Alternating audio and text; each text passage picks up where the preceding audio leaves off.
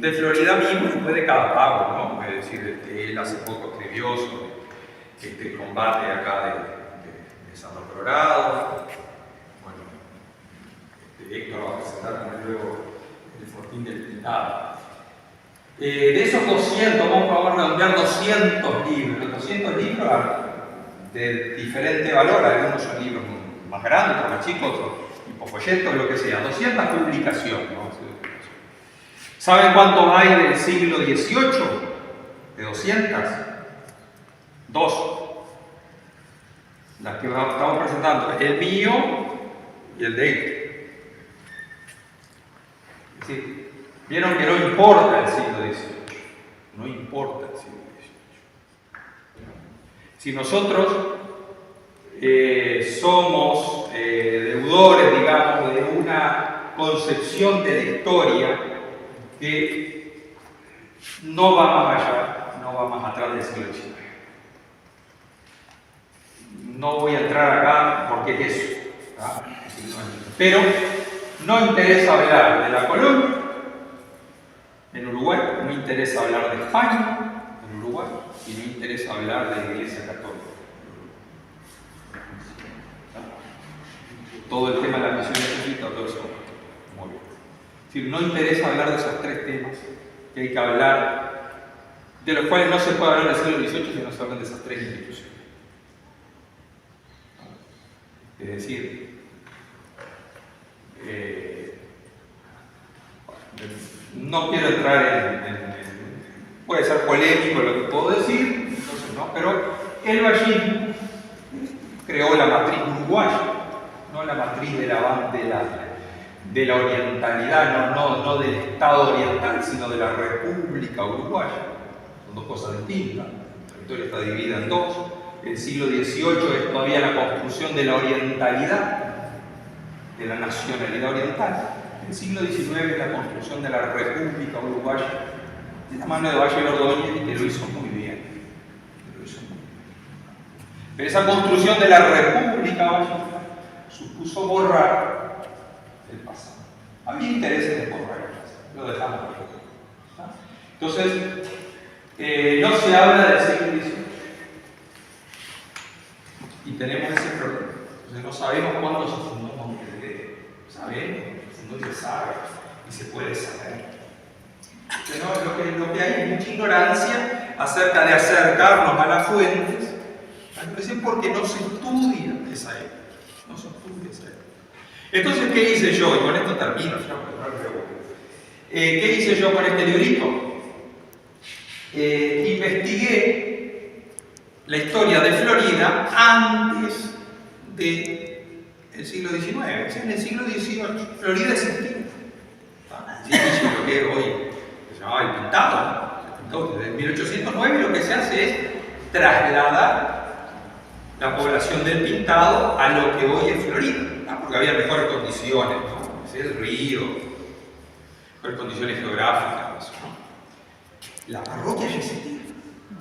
La parroquia ya existía. Algunos dicen que, bueno, que se funda un pueblo nuevo que es Florida. Bueno, está muy bien. Pónganle que sí, que funda un pueblo nuevo, que el Pintado termina, ¿sí? O continúa muriendo y después se funda Florida por otro lado. Pero la parroquia también. Propia Nuestra Señora de Luján. De hecho, en la Catedral de Florida hay libros desde 1791. El libro de bautismo, el primero de 1791. El de matrimonio y entierro de 1791.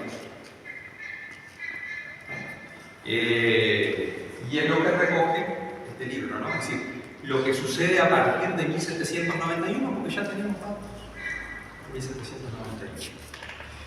¿Y saben cuántos curas hubieron? Hasta 1809, que es cuando se funda Florida, hubieron 12 curas. Nadie conoce. Nadie lo conoce. Florida, el primer cura, Figueredo.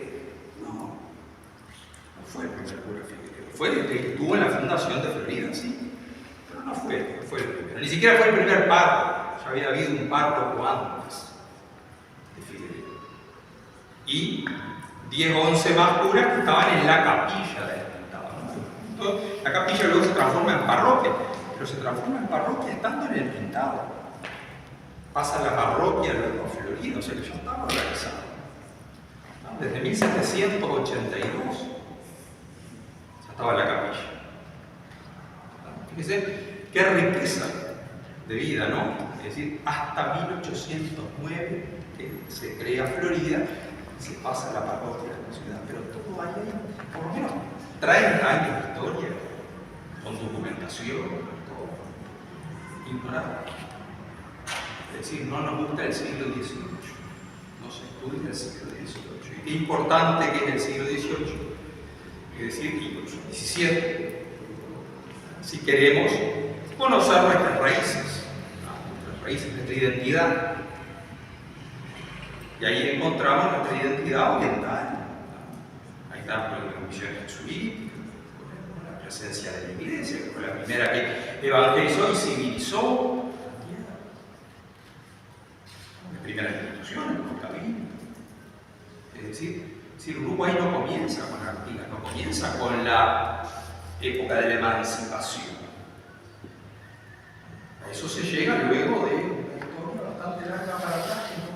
Entonces, qué bueno, es decir, por eso la idea de este libro, de los curas del Pintado, bueno, que es simplemente lo de la iglesia, ¿no? Es decir, la parte de la historia de la iglesia de Florida antes, insisto, de el comienzo de la etapa de emancipación, de 1909, que justamente coincide más o menos el traslado a Florida o la fundación de Florida con el comienzo de la época de la emancipación también, ¿no? Y ya la revolución aquí, ¿no? Pero antes, cuando estaba en el Pintado, toda la historia que había. Lo mismo le va a contar ahora sobre el Fortín, otra institución que había en el Pintado.